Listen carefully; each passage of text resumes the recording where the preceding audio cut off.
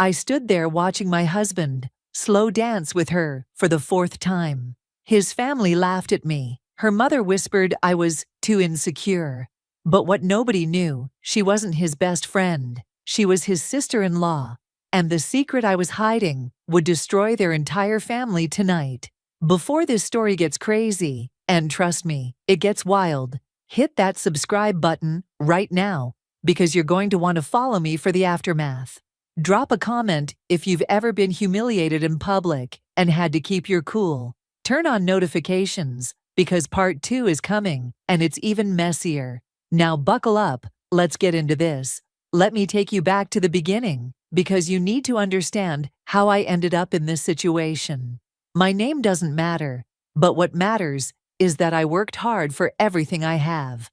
I'm a successful businesswoman, the kind who wakes up at 5 a.m., crushes her goals, and still makes time for the people she loves. 3 years ago, I met Derek at a business conference in Chicago. He was charming, ambitious, had this smile that could light up a room. We fell hard and fast, and within 8 months, we were married. Now Derek came from what he called a close-knit family. And honey, when a man says his family is close-knit, you better believe that's code for something. His older brother Calvin was already married to this woman named Vanessa. From day one, I noticed something odd. Derek and Vanessa had this connection. They'd finish each other's sentences, had inside jokes I wasn't part of, and everyone in the family would smile knowingly whenever they were together. Derek always brushed it off. "We've been friends since college," he'd say. "She's like a sister to me." But here's the thing, she didn't act like a sister, and he definitely didn't treat her like one. Every family dinner became a nightmare for me. Derek's mother, who I'll call Patricia because that woman deserves to be named, would spend the entire evening comparing me to Vanessa. Vanessa made this recipe from scratch, she'd coo. Vanessa always dresses so elegantly for family gatherings. Vanessa understands family values. It didn't matter that I showed up with homemade dishes, that I dressed beautifully, that I tried my absolute hardest to fit in. In Patricia's eyes, I would never be Vanessa. And the worst part, Derek never defended me, not once. He'd just sit there, eating his food, acting like he didn't hear his own mother tearing down his wife. Then there were the coffee dates. Derek and Vanessa would meet up alone, just the two of them, for coffee every Thursday morning. When I asked about it, Derek's entire family made me feel crazy. "She's your brother's wife," his sister would say, rolling her eyes. "What's wrong with you? Are you that insecure?" They gaslit me so much that I started doubting my own instincts. Maybe I was being paranoid. Maybe I was the problem. But then Vanessa started calling during our date nights. "Family emergency," Derek would say, jumping up from our dinner. "I need to help her real quick." Calvin, her actual husband, was always conveniently working late or traveling for business. And it was always Derek who had to rush to Vanessa's rescue. Always. About a month ago, we got an invitation to Derek's college roommate's wedding. The whole family was invited, and I thought maybe, just maybe, this would be a chance for us to reconnect, for Derek to actually show up as my husband. I should have known better. The morning of the wedding, we were getting ready at this beautiful hotel near the venue. Derek's family had booked adjoining rooms, because, of course, they had to be right next to each other. Derek barely said 2 words to me all morning. His phone kept buzzing with texts, and every time I glanced over, he'd tilt the screen away. I knew he was texting Vanessa, but what was I supposed to say? His family had already labeled me as the jealous, insecure wife. Then Patricia barged into our room without knocking. "Derek," she announced, "Vanessa needs help with her zipper." Calvin already left for that work thing. I watched my husband literally sprint out of our room to go help another woman get dressed. I stood there in my slip, half ready myself, completely invisible. That's when I knew something had to give. I couldn't keep living like this. The ceremony itself was beautiful. A gorgeous garden wedding with white roses everywhere. But I couldn't enjoy any of it because of where I was sitting. I assumed I'd be next to Derek, right? Wrong. Patricia had rearranged the seating chart. I was placed in the very back with some distant cousins I'd never met, while Derek sat in the front row with his family. And guess who was sitting right next to him? Vanessa. Calvin had texted, saying he'd be late because of work. So there she was, in the seat that should have been mine, whispering and giggling with my husband through the entire ceremony. I sat in that back row, surrounded by strangers, watching my husband live his life like I didn't exist. Other guests kept turning around to look at me with these pitying expressions. One of Derek's aunts actually mouthed, "I'm sorry," to me. That's how bad it was. That's how obvious. After the ceremony, I tried to join Derek for cocktail hour. I walked up to him, and before I could even say hello, Patricia swooped in. "Family photos," she sang out, pulling Derek away. I started to follow, because, hello, I'm family too. Patricia stopped me with her hand up like a traffic cop. "Just immediate family, dear." And then I watched as they took photo after photo, with Vanessa included in every single one. She wasn't blood family, she was married to the brother, but somehow she was more family than the actual wife. I stood alone at that cocktail hour for 45 minutes. 45 minutes of holding a drink I wasn't even sipping, of pretending to check my phone, of avoiding eye contact with people who kept asking, "Where's your husband?" I have never felt smaller in my entire life. Then we moved into the reception, and that's when things went from bad to absolutely humiliating. When the DJ called for couples to hit the dance floor, I assumed Derek would finally dance with his actual wife. Instead, he grabbed Vanessa's hand and pulled her onto the floor. "She's family," he said when I opened my mouth to protest. "Don't be weird about it." One dance turned into two. Two turned into three.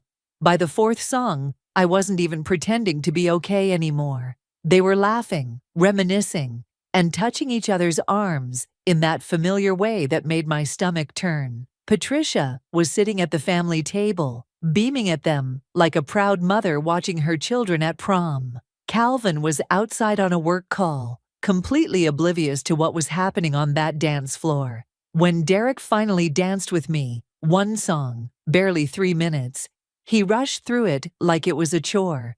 He kept looking over my shoulder, distracted, already planning his escape. The second the song ended, he was gone, right back to Vanessa's side. That's when Derek's sister leaned over and whispered something that changed everything. "You know he dated her first, right?" My blood ran cold. "What?" She looked surprised that I didn't know. "Before Calvin. Everyone knows. They were engaged, actually. Then they broke up, and she married Calvin instead.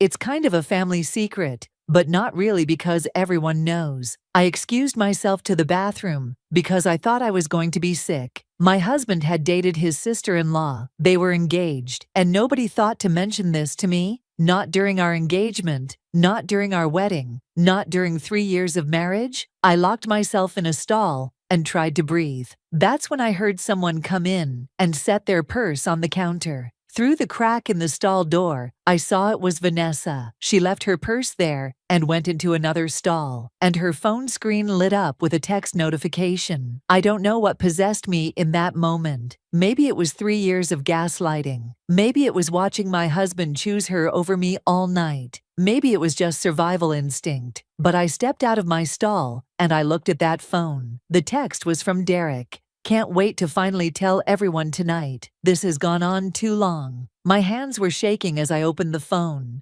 She didn't even have a passcode. That's how arrogant she was. What I found in those messages made me understand everything. Months and months of texts between Derek and Vanessa. "I married the wrong brother. We should have never let my family pressure us. Calvin doesn't even notice I'm gone half the time. After tonight, we can finally be together." They were planning to announce their affair at this wedding. They were going to humiliate me and Calvin in front of everyone with the family's blessing and start their life together. I took screenshots of everything and sent them to myself. Then I put her phone back exactly where it was and returned to my stall just as Vanessa came out. My heart was pounding so hard, I thought she'd hear it, but she just grabbed her purse and left, completely clueless. I sat there piecing everything together. Derek's family hadn't just disliked me, they'd been actively trying to get rid of me. All those comments, all that preferential treatment of Vanessa, all of it was designed to push me out so Derek could be with who they really wanted him to be with. Derek and Vanessa had been together in college. His family had disapproved because Vanessa came from a working-class background. They'd forced Derek to break up with her, then pushed her toward Calvin instead because Calvin was older, more established, already successful. Calvin was the better match financially, but Derek and Vanessa never stopped loving each other, or at least that's what they told themselves. And somewhere along the way, his family had decided that maybe they'd made a mistake. Maybe Derek and Vanessa should be together after all, which meant I was just an obstacle to be removed. I pulled myself together, fixed my makeup, and walked back out to that reception with a smile on my face. If they wanted to make an announcement tonight, then so would I, but it would be on my terms. I found Calvin's number in my phone and sent him a text. "Come to the reception. Now, trust me." Then I sent him every single screenshot I'd taken from Vanessa's phone. I watched the texts deliver, watched them change to read, and then I waited. Derek was at the microphone now. The best man speeches had finished, and he'd asked if he could say something. My stomach dropped. This was it. Patricia was crying happy tears. Vanessa stood up from her seat, smoothing down her dress, looking radiant. Derek cleared his throat. "I have something important to say," he began. "About following your heart. About true love. About being with who you're meant to be with." The room was silent. Some people looked confused. The bride and groom looked uncomfortable. I sat at my table, hands folded, watching my life implode in real time. "Sometimes life doesn't go the way you plan," Derek continued. "Sometimes you make choices because of what other people want, not what you want. But tonight, I want to— don't stop on my account, little brother." Everyone turned. Calvin stood in the doorway of the reception hall, still in his work clothes, holding his phone up. His face was a mixture of devastation and pure rage. He walked slowly down the center aisle toward the front. "Please," he said, his voice carrying across the silent room. "Tell everyone how you've been sleeping with my wife." Derek's face went white. Vanessa made a sound like a wounded animal. Patricia actually gasped and grabbed her chest. Calvin didn't stop walking until he reached the front. "Since we're sharing truths tonight," he said. And then he did something I'll never forget. He connected his phone to the venue's projection screen. And suddenly, every single text message between Derek and Vanessa was displayed for 200 wedding guests to see. "I married the wrong brother. Calvin is so boring in bed. Just a few more months, and we can finally be together. Your mom thinks we should announce it at the wedding." People were pulling out their phones, taking pictures of the screen. Vanessa was screaming, trying to get to Calvin to stop him, but Derek's father was holding her back. Derek had dropped the microphone and was just standing there, frozen. Patricia collapsed into a chair, and for once in her life, she didn't have a single word to say. But Calvin wasn't done. "You're not the only smart one," he said, looking directly at me. "I've known for 6 months." He turned back to Derek and Vanessa. "You want to know what's funny? I filed for divorce last week. Vanessa doesn't know this yet, but as of this morning, you're also removed from every bank account, credit card, and asset we shared. You have nothing." Vanessa's legs actually gave out. She sat down hard on the floor in her expensive dress. Then Calvin dropped the biggest bomb of all. "Oh, and Derek, remember 2 years ago when Vanessa had that medical emergency and you rushed her to the hospital?" Derek's eyes went wide. "That was your baby she was aborting. I found the medical records when I hired the investigator. So not only have you been sleeping with my wife, you got her pregnant." The entire room erupted. People were shouting, crying, standing up. The bride was sobbing. Her perfect wedding ruined. Derek looked like he was going to pass out. But what shocked me most was that Derek seemed surprised that Calvin knew, like he thought that secret was still buried. That's when Patricia, having recovered from her dramatic collapse, stood up and pointed her finger at me. "This is your fault," she screamed across the room.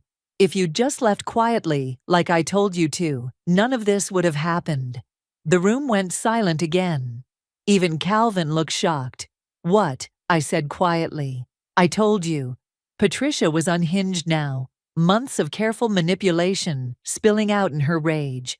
"I told you 6 months ago that you needed to leave.